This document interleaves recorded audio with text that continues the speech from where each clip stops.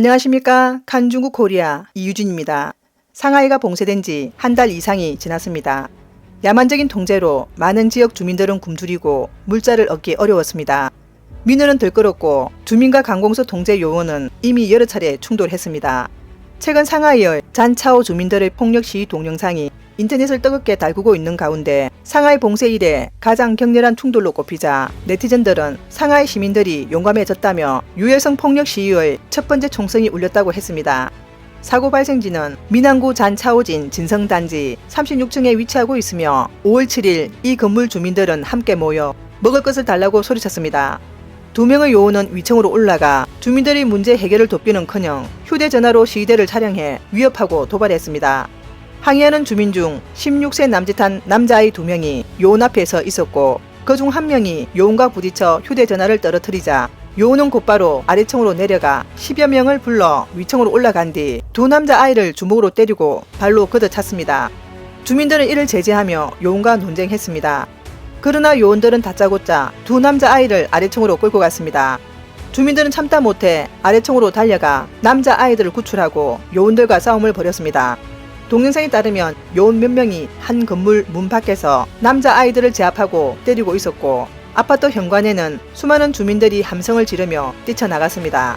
여러 명의 요원들은 주민들을 막으려다 실패했습니다. 건물 내 주민들이 점점 많이 뛰쳐나오자 요원들은 뿔뿔이 흩어져 달아났습니다. 앞서 구타당한 남자아이도 일어나 공격했고 요원 한 명이 쓰러지기도 했으며 그 사이 위층 주민들도 각종 잡동사니들을 내던지며 큰 소리로 응원했습니다. 동영상에서 여러 명의 요원들이 입고 있는 하얀 방호복에 모두 민항공안이라는 4글자가 인쇄되어 있었습니다. 사건 발생 단지는 3월 14일부터 봉쇄되어 지금까지도 여전히 통제 구역입니다. 아파트 주민들은 50일 넘게 외부 출입을 할 수 없어 먹을 것이 극도로 부족합니다.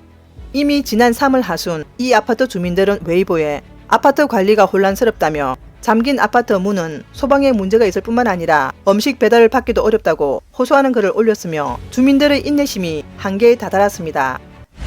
다음 뉴스입니다. 마크 그린 미 하원 의원은 대만과 우크라이나가 세계 경제에 미치는 영향력이 다르기 때문에 국제사회는 중공의 대만 침공을 용인하지 않을 것이라고 공개적으로 밝혔습니다. 만약 중공이 움직인다면 세계 각국이 단결해 중공을 공격할 것이고 이는 러시아의 우크라이나 침공에 대한 타격을 넘어설 것입니다. 5월 5일 그린 하원 의원은 미국 내셔널 뉴스와 인터뷰를 했습니다. 진행자는 중국은 GDP, 은행 자산, 서방 투자 면에서 러시아보다 규모가 크다며 일단 중공이 대만을 침공하면 세계가 단결해 중공과 싸울 수 있느냐고 질문했습니다. 그린은 당신은 중국과 러시아의 경제간 격차를 제시했지만 대만과 우크라이나의 경제적 영향력 차이를 살펴보면 대만은 전 세계 프리미엄 반도체 94%를 생산하기 때문에 서방은 중공이 대만을 장악하는 것을 용납할 수 없다고 말했습니다. 그린은 따라서 우리는 절대적으로 반격할 것이며 모든 국가가 단결해 우크라이나를 지지하는 것보다 힘이 더 클 것이라고 덧붙였습니다. 그린은 인터뷰에서 미국이 수십 년 동안 변하지 않고 군사 장비로 대만을 무장시키고 지원해왔다고 말했습니다.